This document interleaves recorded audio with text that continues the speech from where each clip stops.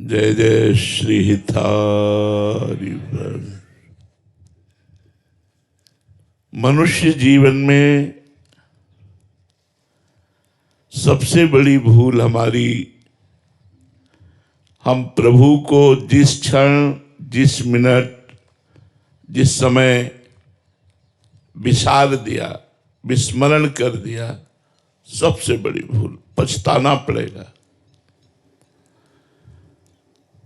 जब ये हमारा आखिरी समय, शरीर का अंतिम समय आता है, उस समय जीवन भर के किए हुए कर्मों के परिणाम सामने आते हैं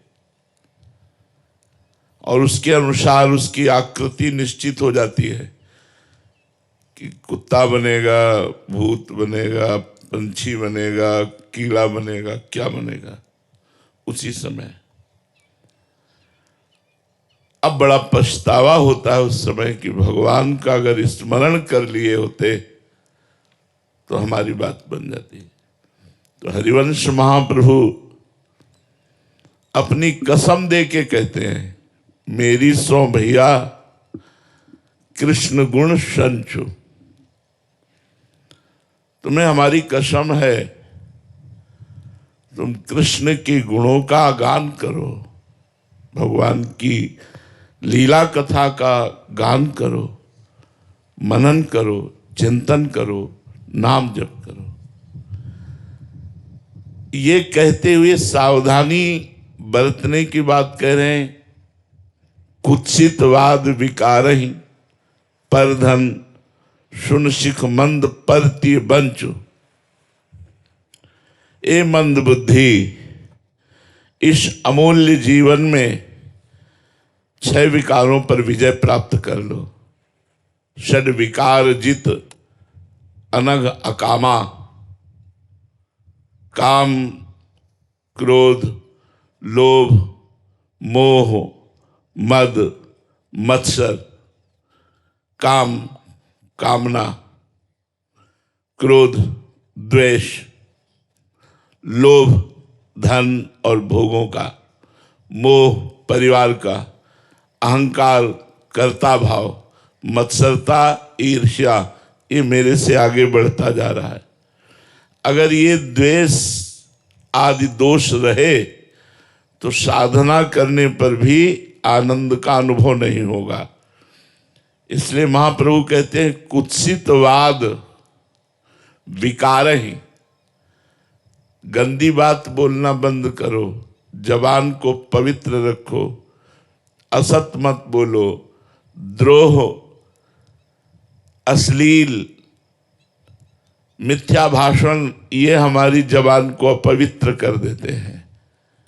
वाणी पवित्र रखो, 6 विकारों पर नजर रखो कि कहीं हमारा परमार्थ रूपी धन चुरा तो नहीं रहे हैं। अनग, निष्पाप हो जाओ मनुष्य शरीर में। इसी में पाप नष्ट कर सकते हो, नहीं भोगना पड़ेगा प्यारे। अभी समझ में नहीं आ रहा क्योंकि अभी भोग आए नहीं हैं दंड रूप से। जब दंड रूप से आएंगे तो ऐसी व्याकुलता, ऐसी परेशानी कि आप सोच नहीं सकते हो, सोच नहीं सकते हो। बड़े बड़े ऋषि मुनियों को भोगना पड़ा तो आप लोगों तो सोच लो क्या हो। तो इसलिए महाप्रभु कह रहे, मेरी कसम, ई परलोक सकल सुख पावत। तुम विश्वास करो, इसलिए कसम दे करके कह रहे हैं कि इस लोक और परलोक के सारे सुख तुम्हें प्राप्त हो जाएंगे यदि आप भगवान का नाम जप करोगे, भगवान के गुणों का गायन करोगे। मणिगण पुंज ब्रजपति छाणत, हित हरिवंश कर गही कंचु। कीमती कीमती वस्तुओं को, जितने भी संसार के लोक परलोक के हैं, वो सब मायामय हैं। इनसे भगवान की तुलना थोड़ी हो सकती है। भगवान को छोड़ करके कह रहे, ताय कबों भल कहाय न कोई, गुंजा ग्राही परसमणि खोई। पारसमणि को छोड़कर कोई गुंजा उठावे, कंचन को छोड़कर कोई कांच ग्रहण करे, कामधेनु के दूध को छोड़कर कोई चावल का धुवन पीवे, ऐसे भगवान को छोड़कर संसार को भोगना है। जिस समय कोई ये नियम ले लेता है कि मैं गंदा आहार नहीं करूंगा, गलत आचरण नहीं करूंगा, शास्त्र और संतों के अनुसार चलूंगा और नाम जप करूंगा, तो कुछ समय बाद हो सकता है थोड़ा समय ज्यादा लग जाए पाप नष्ट होने में, उसके अंदर आनंद प्रकट होता है।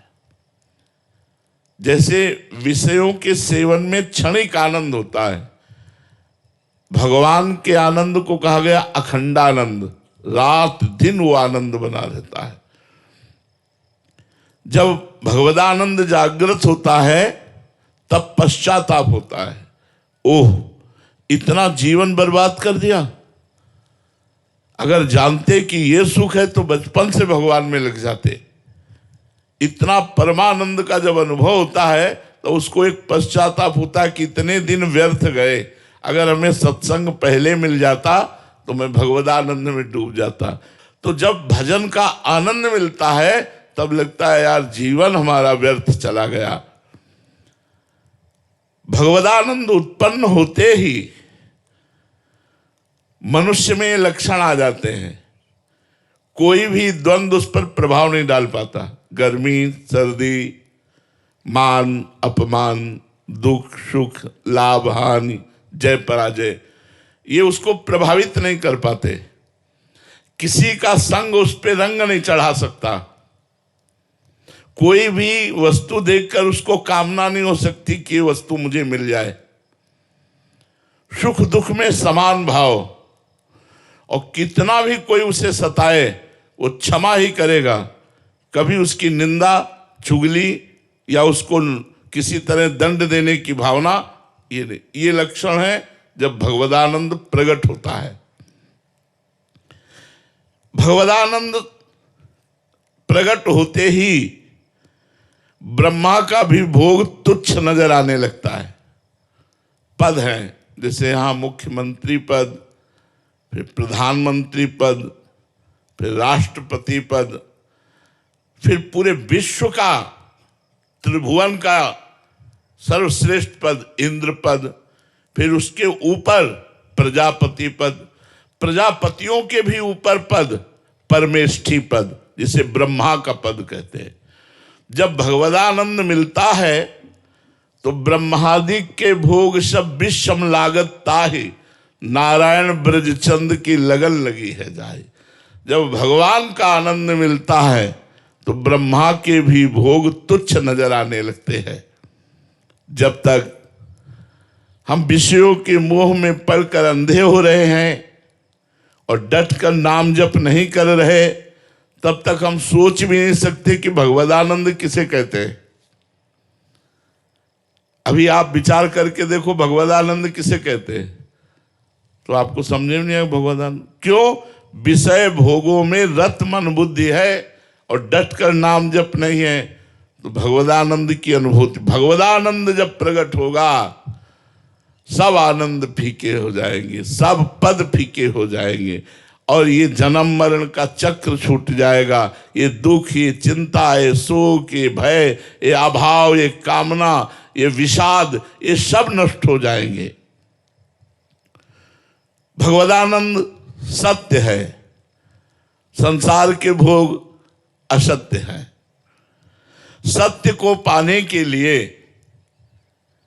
एक बार कमर कस लो, जीवन सफल हो जाएगा।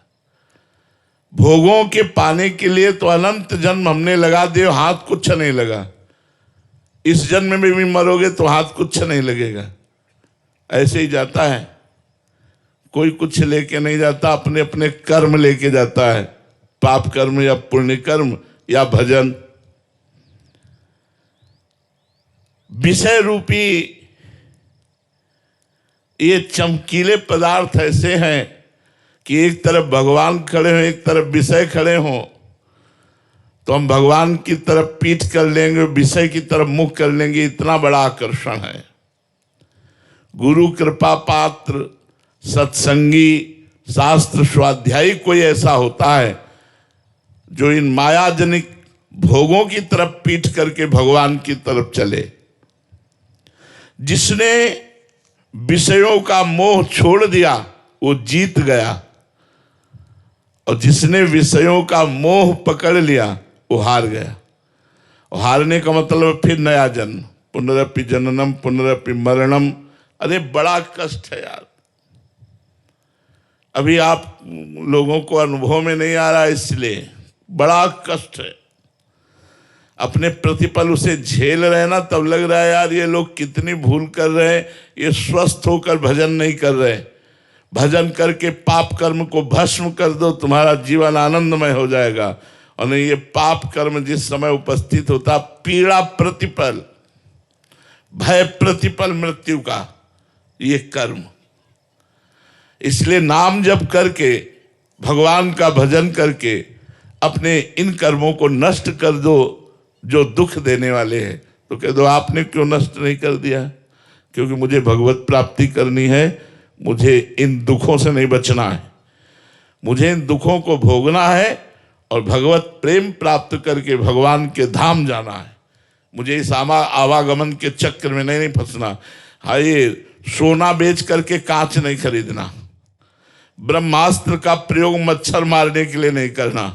ये जो भजन है ये ब्रह्मास्त्र है, सीधे काल पर प्रहार करो। और समुझ जाए शरण ते डरत न काल डर।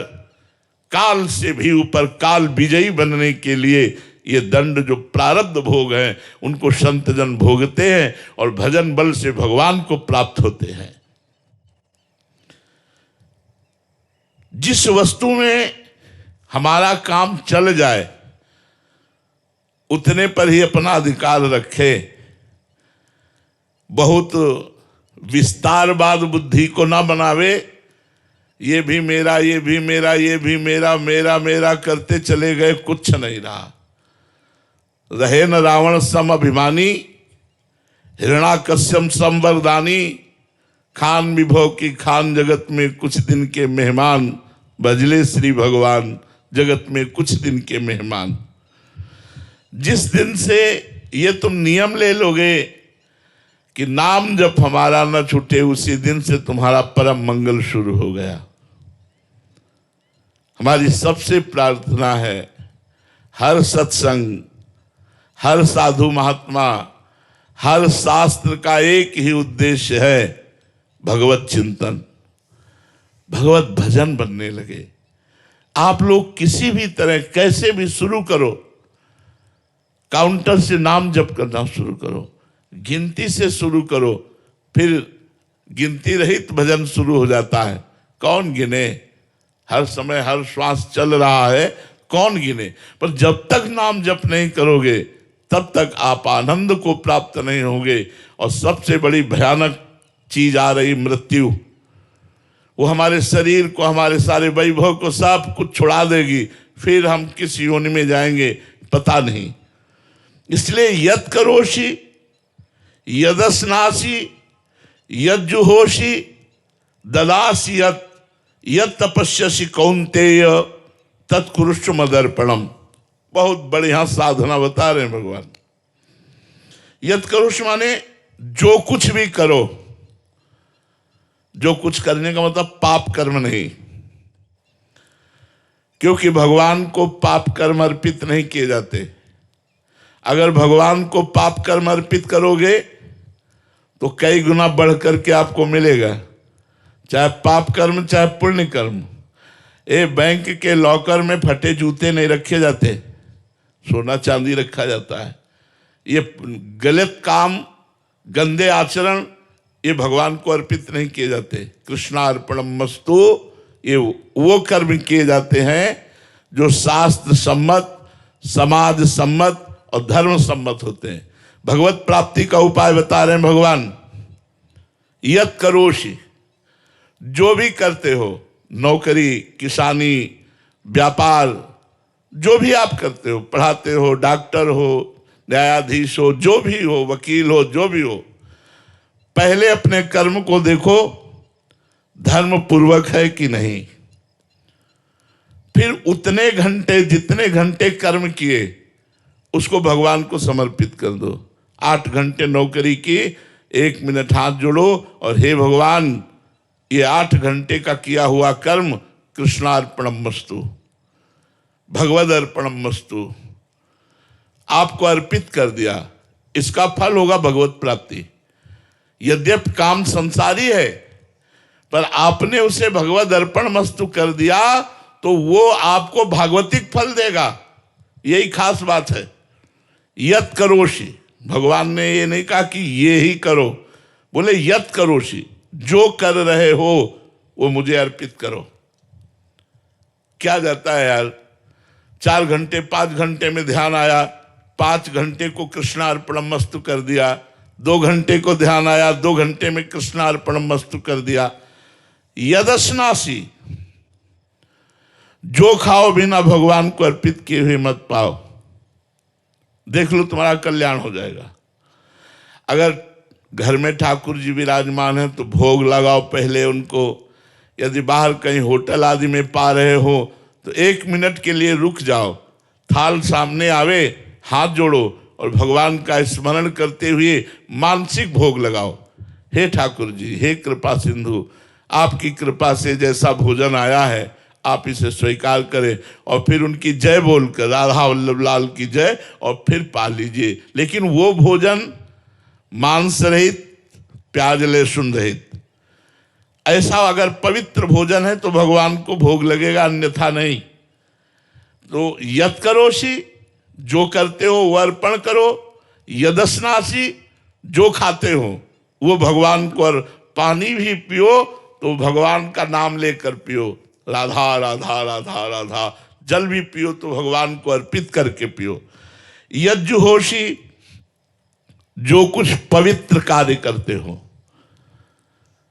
तीर्थाटन गए, धाम आए, जो भी ये सब यज्ञ के अंतर्गत आता है वो भगवान को अर्पित करो।